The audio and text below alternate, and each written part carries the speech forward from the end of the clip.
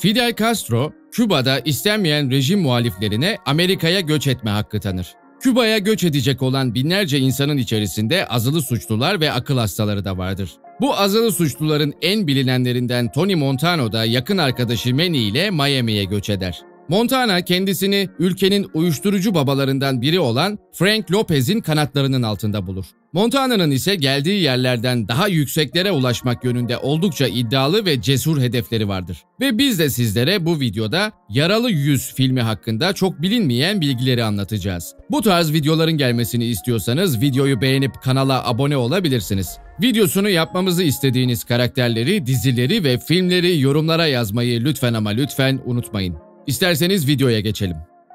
Yönetmen Brian De Palma, Al Pacino'lu Scarface ile 1932 yapımı olan Scarface'in yeniden çevrimini yapmış oldu. Orijinal filmdeki başrolün ismi Tony Camonte iken yeniden çevriminde Tony Montana oldu. Filmin senaristi Oliver Stone'un en sevdiği futbolcu olan Joe Montano'dan referans alınmıştır. Film Chicago'da geçecekti ancak bütçe sınırlamaları nedeniyle bu mümkün olmadı. Miami Turist Komitesi, şehrin imajının gangsterler ve uyuşturucu yüzünden lekeleneceğini ve bu yüzden çekimlerin yapılmasına izin verilmeyeceğini söylediler. Ayrıca Küba Amerikan protestocuların saldırı tehlikesi altında olduklarından filmin büyük çoğunluğunu Miami yerine Los Angeles'ta çektiler. Sanat yönetmenleri çekimin yapıldığı cadde ve binaları iki şehir arasındaki farklar yüzünden yeniden düzenlemek zorunda kaldı.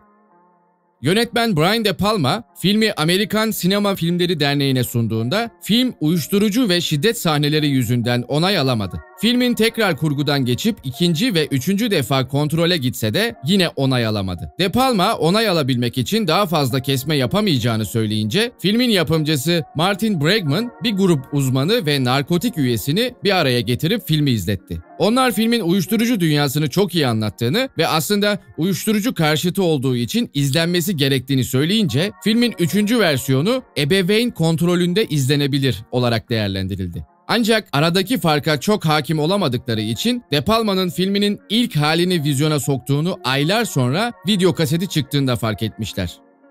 Al Pacino'nun filmde gerçek kokain kullandığı söylentilerine karşı kullanılan maddenin süt tozu olduğu cevabı verilse de Brian De Palma bu konuyla ilgili hiç konuşmadı. Kullanılan her neyse Al Pacino'nun burnunda soruna yol açmış. Durumun neyden kaynaklandığını bilmediğini söyleyen Pacino, yıllar sonra burun ameliyatı olmak zorunda kalmıştır. Steven Spielberg ve Brian De Palma 1970'lerde stüdyoda film çekmeye başladıklarından beri arkadaştılar ve birbirlerinin setlerini ziyaret etme gelenekleri vardı. De Palma, Spielberg sete ziyarete geldiğinde Kolombiyalı saldırganların eve girdiği sahneyi Spielberg'ün çekmesini istedi.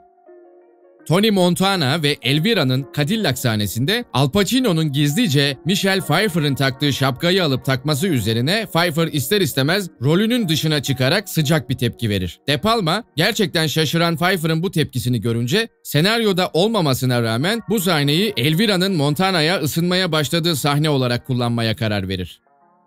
Filmin GTA Vice City'nin ana ilham kaynağı olduğu söylenmektedir. Filmin kas direktörü Alex Gordon, Steven Bauer'i görür görmez onun Manny rolü için doğru oyuncu olduğunu anlayıp onu seçmelere bile almadan oyuncu ekibine dahil etmiştir. Filmde tek sahnede yer alan Tammy Lynn Lepper, 1983 yılında şüpheli şekilde ortadan kayboldu ve kendisinden bir daha haber alınamadı. Filmin çekimlerindeki şiddet sahnelerinden çok etkilenen Lepper'ın ruhsal problemler yaşamaya başladığı söylendi. Bir aile dostuna kara para aklamaya çalışanların kendisini öldürmesinden korktuğunu anlattığı da söylenenler arasında. Tony'nin annesini canlandıran Miriam Colin, Al Pacino'dan sadece 4 yaş büyüktür.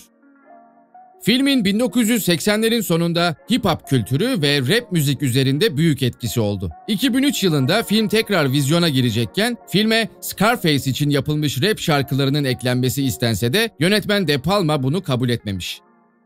Al Pacino, Tony Montana'nın oynadığı tüm karakterler arasında favorilerinden biri olduğunu söylemiştir.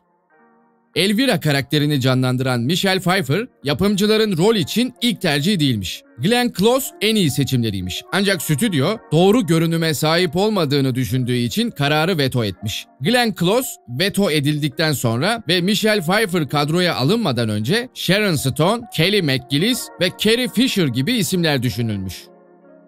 Saddam Hüseyin'in para aklamak için kurduğu uluslararası şirketin ismi filmin başrolü Montana'ya ithafen Montana Management olmuştur.